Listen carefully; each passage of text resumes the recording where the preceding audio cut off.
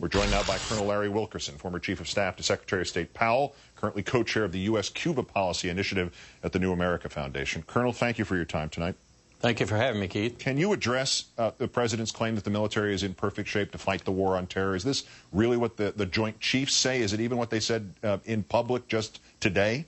The first point I would make is I don't believe Iraq is a theater in the war on terror. There are some terrorist tendencies in Iraq, but I think essentially it's a civil war that we're mediating right now that has reached a lower level of violence. But to answer your question, the service chiefs, General Casey, for example, Chief of Staff of the Army, have suddenly found their voice. You'll note that Casey didn't have that voice when he was in Iraq.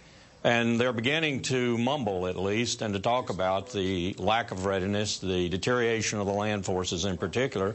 We're 15,000 captains short. We're taking 42-year-olds. We're taking 1 out of 4 without a high school degree now. We're taking people with multiple convictions on their record. This is reminiscent to me of the worst days of Vietnam. The new policies that the President described today, do they affect the stresses on our military in any meaningful way, either on the individual soldiers and their families or on this metric of readiness? We are in such straits now, I think, with our land forces that anything you do, yes, will impact. But this is not the kind of relief that these forces need. We need, as you indicated earlier in your commentary, we need 24 months at home, 12 months in theater. We need to get below a certain level in Iraq that allows the institutional army, and that includes quality of life, family, spouses, and so forth, to restore its health. That figure is probably somewhere around 90,000, 100,000 that can be sustained over time without doing irreparable damage to the fabric of the institutional army, and we're just not there.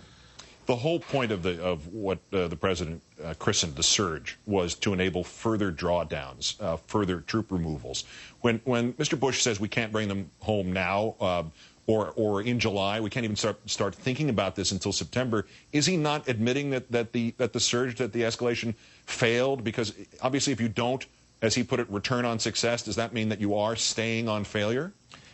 It's not failed in terms of, I think, the strategic decision that he and Vice President Cheney made in the summer of 2007, and that is to put enough forces in Iraq and a commander in Iraq and an ambassador in Iraq, which he's got now, who can use those forces and diplomacy to keep major damage from being done to the Republican Party and further damage being done to the White House, so that he can pass Iraq to the next president. I think that's the strategic decision they made, and it looks as if they're going to get away with it.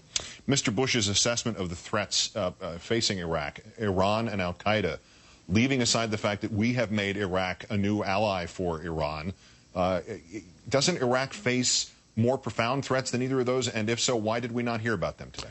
Well, I think the most profound threat that Iraq faces is internal disintegration and ultimately the rise of a strongman, whether it's Muqtada al-Assad or whomever, and a return to maybe not quite as bad as Saddam, but at least a return to dictatorial rule. I will just tell you about my son's service in Kirkuk. He returned in November from Kirkuk, and the one thing he said united the troops he was advising. They were Sunni Kurd Sunni, they were Shiite, they were Turkmen. They were all manner of Iraqis, and the one thing that united them was their hatred of the Persians.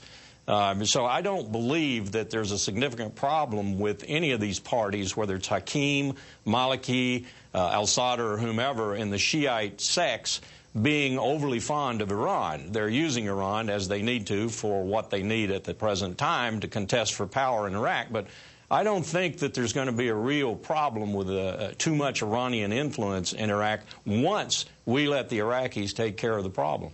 Lastly, Colonel, how cynical is it to say that there will be fewer troops in Iraq as of July than there were last year, when actually there still will be more? How cynical is it to say we're going to cut tours from 15 months to 12 months, but sorry, that won't apply to anybody in Iraq right now?